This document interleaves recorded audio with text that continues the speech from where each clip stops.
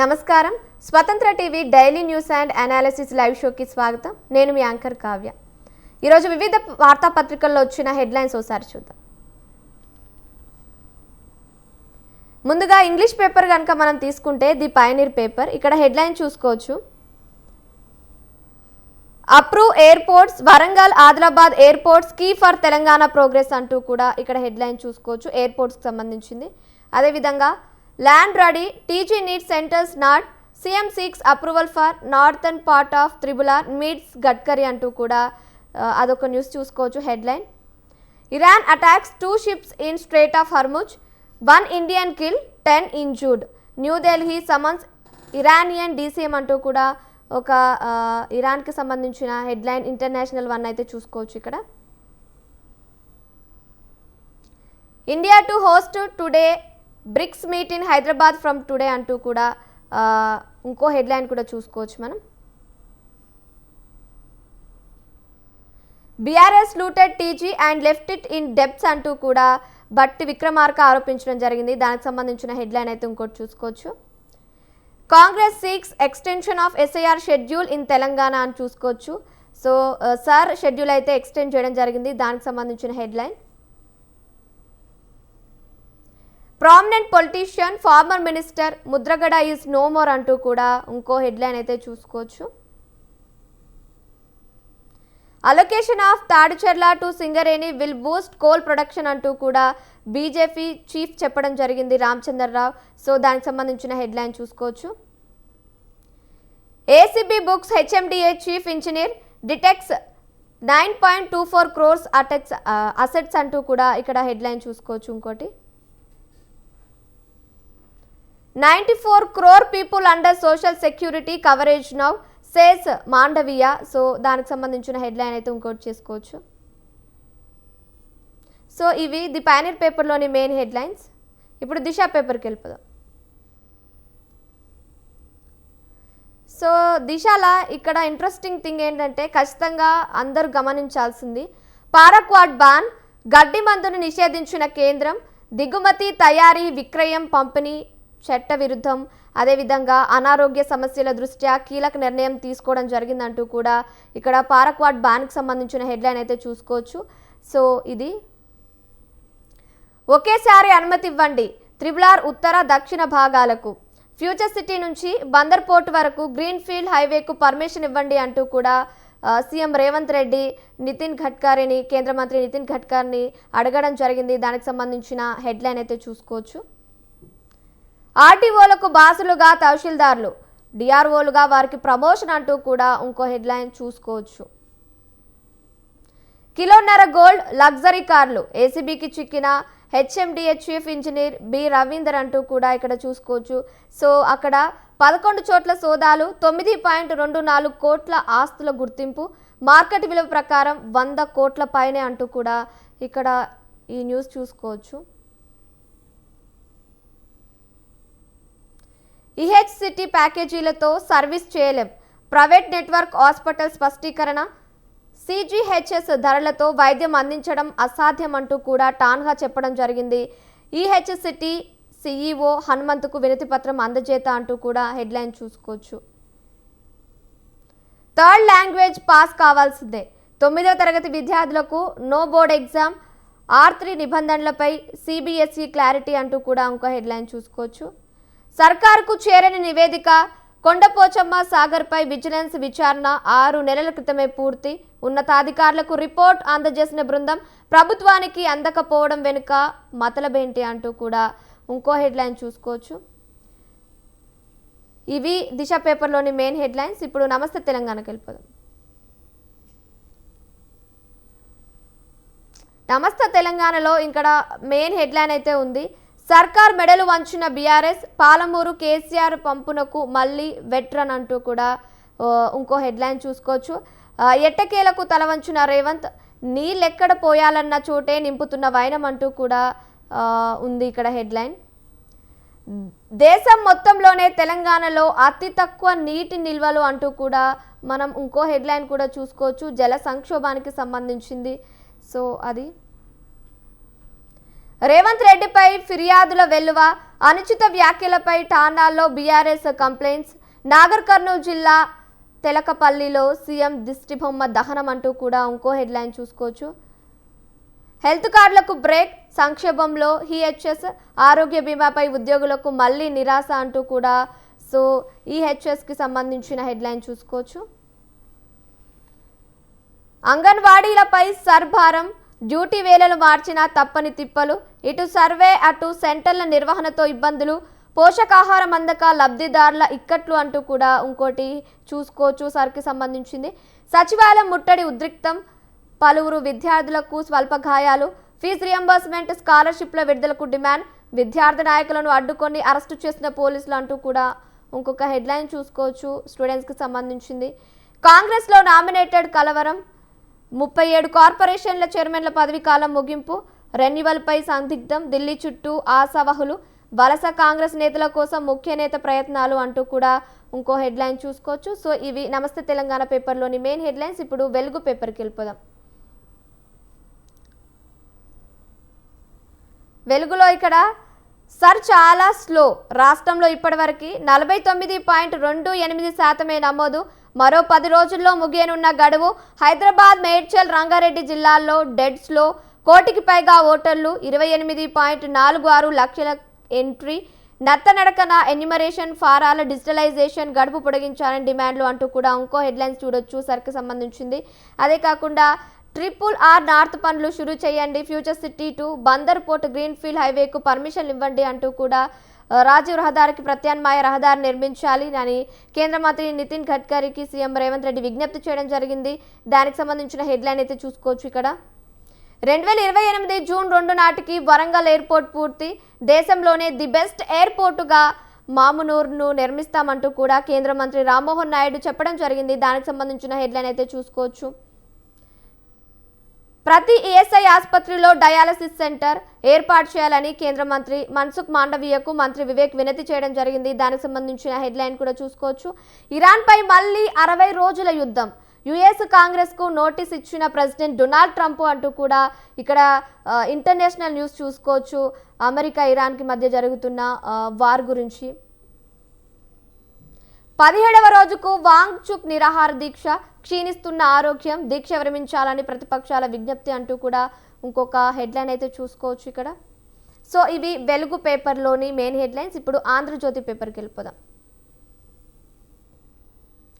ఆంధ్రజ్యోతిలో ఇక్కడ పెద్దగా మెయిన్ హెడ్లైన్ అయితే చూసుకోవచ్చు. వైసీపీ ఫ్లాప్ షో, రాజకీయాల్లోకి జూనియర్ ఎన్టీఆర్ అంటూ ప్రచారం అని కూడా ఇక్కడ హెడ్లైన్ చూసుకోవచ్చు మనం. 18 ఏళ్ల పిల్లోనికి ఏం తెలుస్తుంది, యాక్సిడెంట్లు జరుగుతూ ఉంటాయి, సీదికి కుమారుడిపై జగన్ సానుభూతి, వాస్తవాలు వదిలేసి వింత వాదన, కేసును మరొకరిపైకి నెట్టేసిన సీదిరి, సినీ ఫక్కీలో పోలీసులను మాయ చేసిన వైనం అంటూ కూడా ఇక్కడ హెడ్లైన్ చూసుకోవచ్చు. వరుసగా రెండో ట్రూ డౌన్, కరెంట్ యూనిట్ పై మరో 13 పైసలు తగ్గింపు అంటూ కూడా హెడ్లైన్ చూసుకోవచ్చు. ఇంకోటి ఏంటంటే చెప్పాం చేస్తున్నాం, 5 ఏళ్లు విద్యుత్ ఛార్జీలు పెంచేది లేదు అంటూ కూడా సీఎం చంద్రబాబు సర్కార్ చెప్పడం జరిగింది. సో దానికి సంబంధించిన హెడ్లైన్ అయితే చూసుకోవచ్చు ఇక్కడ. 24లోగా తల్లికి వందనం, మెగా పీటీఎం నాటికి ఖాతాల్లోకి నగదు, తొలి విడతలో 66.9 లక్షల మంది తల్లులకు, కొత్తగా చేరేవారికి తదుపరి దశలో నిధులు, నేడు 10,000 కోట్లకు పాలన అనుమతులు అంటూ కూడా ఇంకో హెడ్లైన్ అయితే చూసుకోవచ్చు. ఋతుపవనాల్లో మళ్లీ కదలిక, బంగాళాఖాతంలో కొత్త వాతావరణ పరిస్థితులు, త్వరలో అల్పపీడనం, విస్తారంగా వర్షాలు అంటూ కూడా రెయిన్కి సంబంధించిన అలర్ట్ అయితే చూసుకోవచ్చు ఇక్కడ. రావణ్ కేసులో కొత్త ట్విస్ట్, 10 రోజుల కస్టడీ పిటిషన్ ఉపసంహరణ, 15 రోజుల కస్టడీ కోరుతూ కొత్త వ్యాజ్యం వేసిన పోలీసులు అంటూ కూడా ఇంకో హెడ్లైన్ చూసుకోవచ్చు రావణ్కి సంబంధించింది. సో ముద్రగడ కన్నుమూత, అదేవిధంగా కాపు ఉద్యమ నాయకుడు వైసీపీ నేత పద్మనాభం మృతి అంటూ కూడా ఇక్కడ హెడ్లైన్ చూసుకోవచ్చు మనం. సో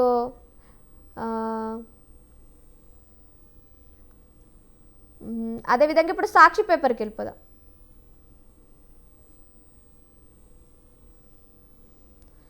మత్స్యకారులను బలిగొన్నది ప్రభుత్వ నిర్లక్ష్యమే అంటూ కూడా వైఎస్ఆర్సీపీ అధ్యక్షుడు మాజీ సీఎం వైఎస్ జగన్ మండిపాటు అంటూ హెడ్లైన్ చూసుకోవచ్చు ఇక్కడ.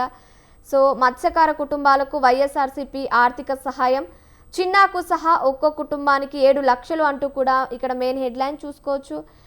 ఒక్కొక్కరికి ఓదారుస్తూ ధైర్యం చెప్పారు అని కూడా హెడ్లైన్ చూసుకోవచ్చు ఇక్కడ మనం. ఉపాధ్యాయుల రణఘర్షణ, చంద్రబాబు సర్కార్ తీరుకు నిరసనగా రాష్ట్ర వ్యాప్తంగా ర్యాలీలు, కలెక్టరేట్ల ముట్టడి అంటూ కూడా ఇంకో న్యూస్ చూసుకోవచ్చు ఉపాధ్యాయులకు సంబంధించింది. ఆక్వా రైతు ఆక్రోశం, దిగజారిన కౌంట్ ధరలు, భారీగా పెరిగిన ఫీడ్ రేట్లు అంటూ కూడా ఆక్వా రైతులకు సంబంధించిన ఇంకో హెడ్లైన్ అయితే చూసుకోవచ్చు. అసెంబ్లీ సెక్రటరీ జనరల్గా ప్రసన్న నియామకం చెల్లెదు, హైకోర్టులో న్యాయవాది కనకలింగేశ్వరరావు పిటిషన్ అంటూ కూడా చూసుకోవచ్చు ఇంకో హెడ్లైన్. ఈరోజు 2 తెలుగు రాష్ట్రాలలో సంచలనం సృష్టిస్తున్న ప్రధాన వార్తలు, వాటి వెనుక ఉన్న పొలిటికల్ అనాలిసిస్ని అందించడానికి ఈరోజు మనతో లైవ్లో ఉన్నారు సీనియర్ అనలిస్ట్ శ్రీ ఎం కోటేశ్వరరావు గారు. Sir, welcome to the show sir. నమస్తే.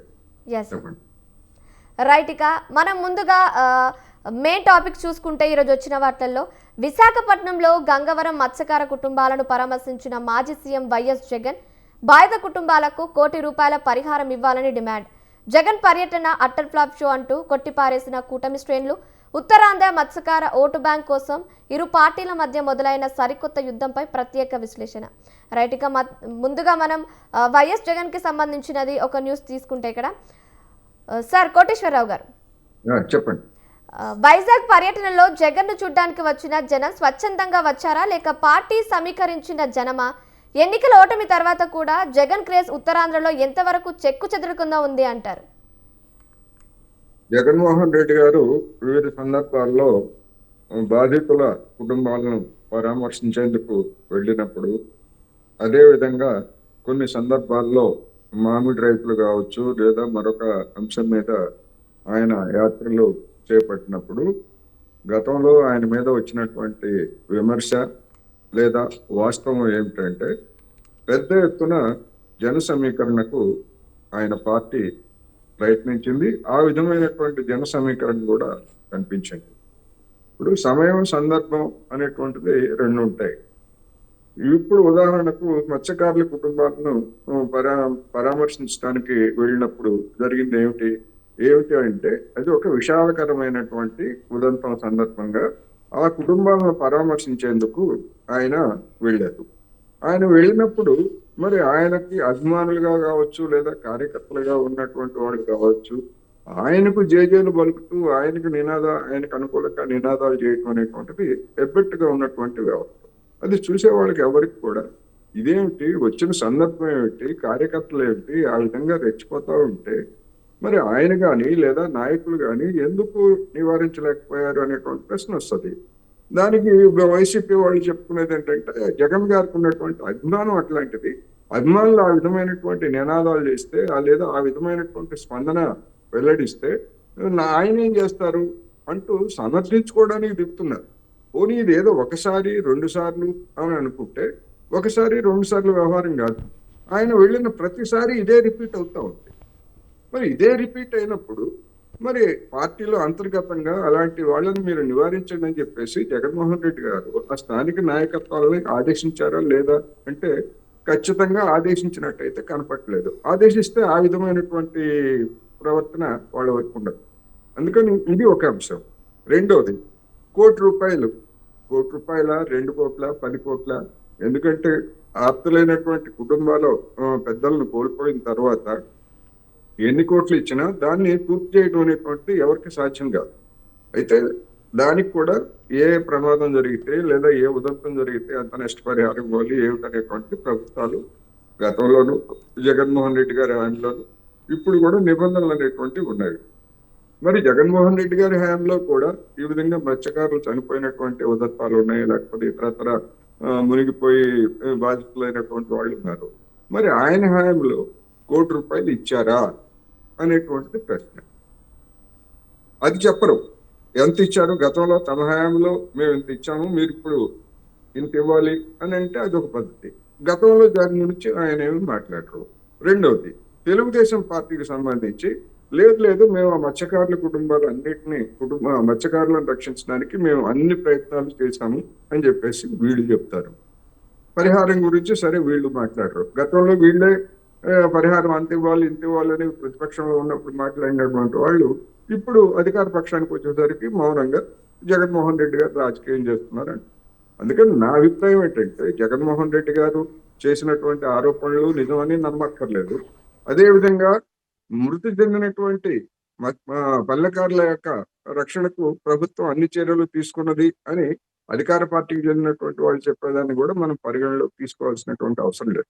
అసలు ఆ ఉదంతం మీద, ఆ ఉదంతం ఎప్పుడు జరిగింది, ఎన్ని గంటలకి రిపోర్ట్ చేశారు, ఆ రిపోర్ట్ చేసిన తర్వాత ప్రభుత్వ సంస్థలు, అదే రాష్ట్ర ప్రభుత్వానికి చెందిన సంస్థలైనా లేదా కేంద్ర ప్రభుత్వానికి చెందినటువంటి కోస్ట్ గార్డు లేదా ఇతరతర భద్రతా సంస్థలకు చెందినటువంటి వాళ్ళు ఎట్లా స్పందించారు, ఏమి చేశారు, వాళ్ళ రక్షణకి ఏ విధమైనటువంటి చర్యలు తీసుకున్నారనేటువంటిది విచారణలోనే బయటపడుతుంది.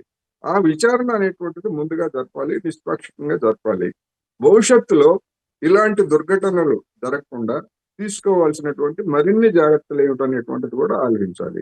కానీ దానికంటే బదులు ఇవాళ జరిగినటువంటి ఆ ఉదంతాన్ని, ఆ దురదృష్టకరమైనటువంటి ఉదంతాన్ని తీసుకొని రాజకీయాలకు పాల్పడటం అనేటువంటిది అటు వైసీపీకి సరైనటువంటిది కాదు, ఇటు తెలుగుదేశం పార్టీ కూడా సరైనటువంటిది కాదు అనేది నేను ఈ సందర్భంగా చెప్పాల్సుకున్నాను.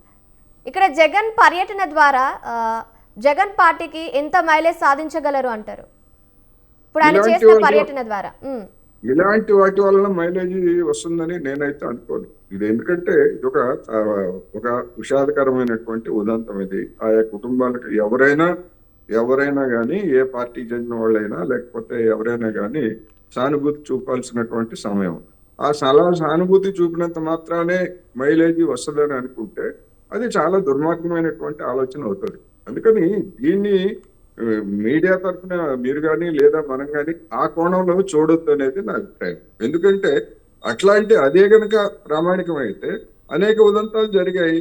మరి అటువంటి ఆయన ఓదార్పు యాత్రలకి లేకపోతే ఇలాంటి సానుభూతి యాత్రలకి లేదా పరామర్శలకి జగన్మోహన్ రెడ్డి గారు పెట్టింది పేరు. అటువంటి వ్యక్తి మరి 2024 ఎన్నికల్లో అంత ఘోరంగా ఎందుకు ఓడిపోయారు? మైలేజ్ వచ్చి ఉంటే. అందుకని ఇలాంటి ఉదంతాల నుంచి మైలేజ్ ఆశించడం తప్పు. ఆ కోణంలో చూడాల్సినటువంటి అవసరం కూడా లేదనేది నా అభిప్రాయం. యా సార్, అదేవిధంగా ఉత్తరాంధ్ర రాజకీయాల్లో ముఖ్యంగా విశాఖ తీర ప్రాంతంలో మత్స్యకార సామాజిక వర్గం చాలా కీలకం సార్. సో ఈ పర్యటన ద్వారా మత్స్యకారుల ఓటు బ్యాంకును జగన్ మళ్ళీ తన వైపు తిప్పుకోగలరా, లేదా కూటమి వైపే వారి మొగ్గు కొనసాగుతుందంటారా?